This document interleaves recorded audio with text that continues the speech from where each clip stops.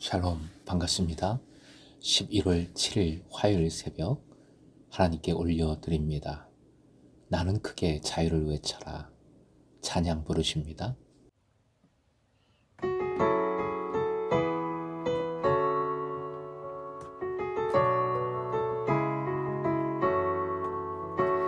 나는 크게 자유를 외쳐라.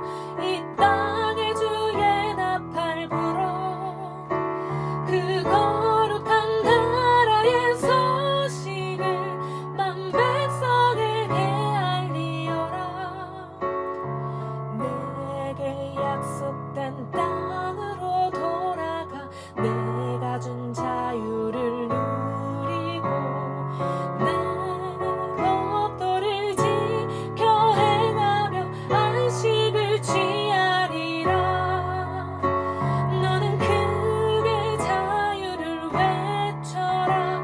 열방의 주의 나팔 불어 그 거룩한 나라의 소식을 온 열방에 알리어라.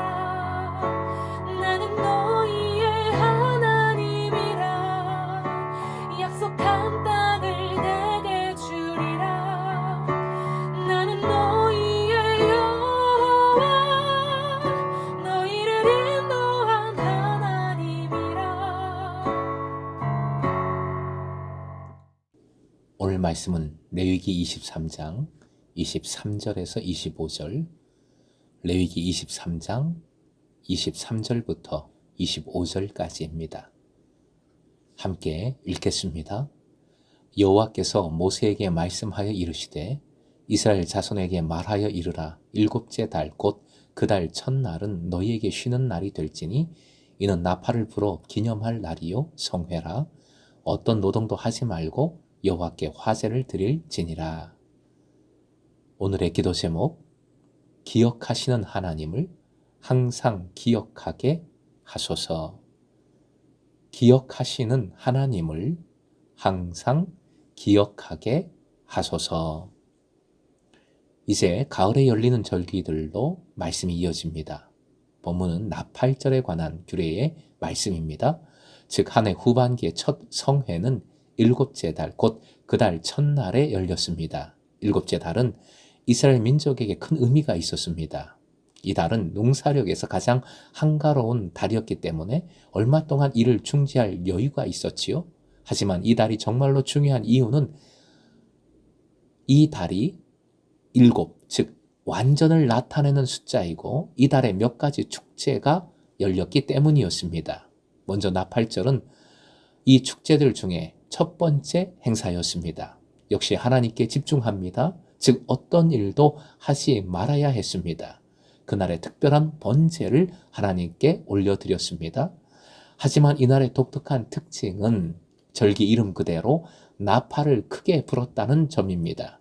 우리가 생각하는 서양의 금관 악기 나팔은 아니지요. 산양이나 순양의 뿔로 된 나팔이었습니다. 양각 나팔이라고도 하지요. 정통적인 이 나팔을 누가 구해서 교회에 기증한 적이 있었습니다. 그런데 이 나팔을 불기가 참 어렵더군요. 나팔 자체가 크기도 하고요. 당시 수십 명의 교역자가 있었지만 불기는커녕 소리만 겨우 내는 사람이 한두 명만 있을 정도였습니다. 하지만 익숙하게 이 나팔을 불면 매우 크면서도 자극적이지 않은 소리가 크게 공명이 됩니다. 울려 퍼집니다. 24절 기념하다라는 단어를 사용한 데서 알 수 있듯이 나팔 불기는 기억을 불러일으키는 역할을 했습니다. 이날은 소리를 울려서 기억하는 날, 기념하는 날이었습니다. 누구의 기억을 자극하며 무슨 기억을 불러일으키는 것일까요? 다른 문화권에서 이방 국가에서 새해 나팔을 부는 그런 모습들이 있었지만 이것은 악한 영을 물리치고 그들이 섬기는 그 우상, 신의 주의를 돌이켜서 앞날에 어떤 호의를 얻으려는 목적이 있었습니다. 그러니 이런 태도는 이스라엘의 신앙과 풍습에는 적합하지 않았습니다. 하나님께서는 언제나 불꽃 같은 눈으로 이스라엘을 주목하시며 그들과 함께 하시기에 나팔을 불러 주의를 환기시킨다거나 귀신을 달랠 그럴 필요가 전혀 없었습니다. 말도 안 되는 그런 일이었습니다.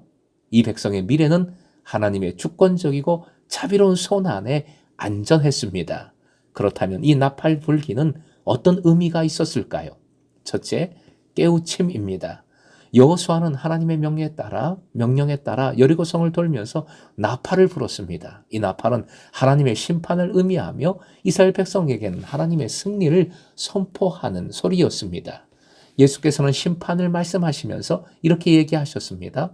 마태복음 24장 30절이요.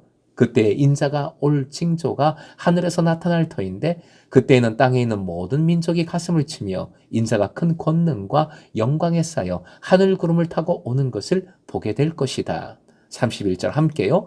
그리고 그는 자기 천사들을 큰 나팔 소리와 함께 보낼 터인데 그들은 하늘 이 끝에서 저 끝까지 사방에서 그가 선택한 사람들을 모을 것이다. 계시록 말씀에도 마지막 날 하나님 심판의 경고로서 나팔 소리가 울리고 있음을 봅니다. 두 번째로 이 나팔 소리는 기억입니다. 나팔을 불어 기념할 날이라 하신 본문의 말씀으로 볼 때, 본문의 맥락으로 볼 때 바로 이 의미가 더 중요하고 큽니다. 즉 나팔 소리는 하나님과 그 백성이 서로 기억을 되살리는 것입니다. 시내산에서 이스라엘 백성이 율법을 받을 때에 나팔 소리를 크게 울려주셨습니다. 출애굽기 19장 16절에서 17절 함께 읽겠습니다. 셋째 날 아침에 우레와 번개와 빽빽한 구름이 산 위에 있고 나팔 소리가 매우 크게 들리니 진중에 있는 모든 백성이 다 떨더라. 모세가 하나님을 맞으려고 백성을 거느리고 진에서 나오매 그들이 산기슭에 서 있는데 이 19장 다음 20장부터는 어떤 내용이 나옵니까? 하나님께서 주신 말씀, 율법인 십계명이 쭉 펼쳐집니다. 결국 나팔 소리는 말씀 주심과 직결되며 말씀을 통해 만남을 허락해 주심에 대한 신호적 의미가 있습니다.